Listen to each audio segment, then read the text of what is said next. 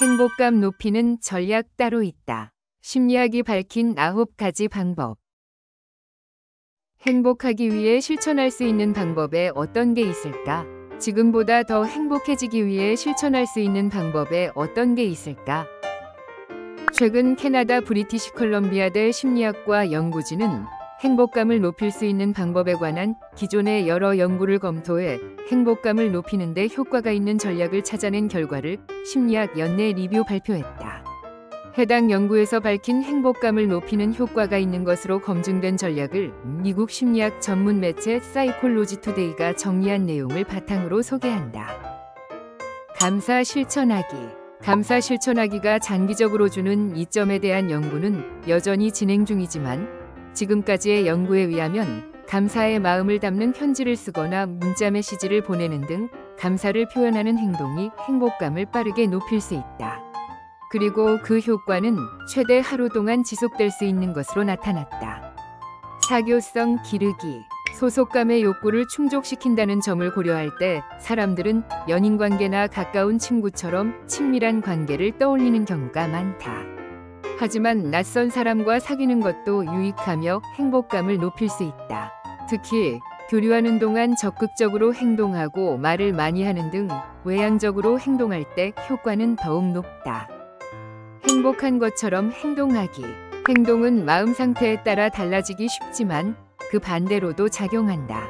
즉, 좋은 기분이 행동에 긍정적인 영향을 미치는 것처럼 이미 행복한 것처럼 행동해도 기분이 좋아질 수 있다는 것이다. 그러니 가끔은 행복한 것처럼 웃어보라. 익숙해진 것에 새로움 더하기. 무언가에 익숙해지면 같은 자극으로 예전만큼 행복감을 느끼지 못한다. 이미 익숙해진 것에 새로움을 더하면 다시 한번 그것들의 감사함을 느끼게 될 수 있다. 밝은 측면 보기. 긍정적으로 생각하는 사람은 같은 상황을 보더라도 희망적인 면을 발견할 가능성이 높다. 이런 방법으로 기분이 좋아지더라도 효과는 오래 지속되지 않을 수 있지만 현재 직면하고 있는 스트레스 원인에 대해 느끼는 감정이 조금 나아질 수는 있다. 다른 사람 돕기. 타인을 돕는 것도 행복감을 높일 수 있다. 자원봉사나 친절 베풀기와 같은 친사회적 행동을 조사한 연구에 따르면 돈을 기부할 때 정서적 혜택이 가장 큰 것으로 나타났다. 또한 기부 여부, 시기, 금액 등을 자유롭게 선택할 수 있고 받은 사람에게 어떻게 도움이 되는지 직접 볼 수 있을 때 기분이 더 좋아질 가능성이 높은 것으로 밝혀졌다. 잠재적으로 더 나은 미래에 대해 생각하지 않기. 이유는 소유하고 있는 물건이 가까운 미래에 더 나아질 것이란 사실을 알게 되면 지금 가진 물건에 대해 현재 느끼는 행복감이 줄어드는 경우가 많기 때문이다. 가령 내가 가진 스마트폰의 최신 버전이 곧 출시될 것이란 걸 알면 현재 사용하고 있는 제품에 대한 만족도가 떨어질 수 있다는 것이다. 불쾌한 일에 시간 덜 쓰기. 청소, 빨래, 설거지 등 집안일을 즐기지 않는 사람이라면 이런 일에 시간을 덜 할애할수록 행복감이 높아질 수 있다. 한 가지 방법은 완벽해야 한다는 욕심을 버리고 빨리 끝내버리는 것이다. 또 다른 방법은 비용을 지불하고 다른 사람에게 위임하는 방법이 있다.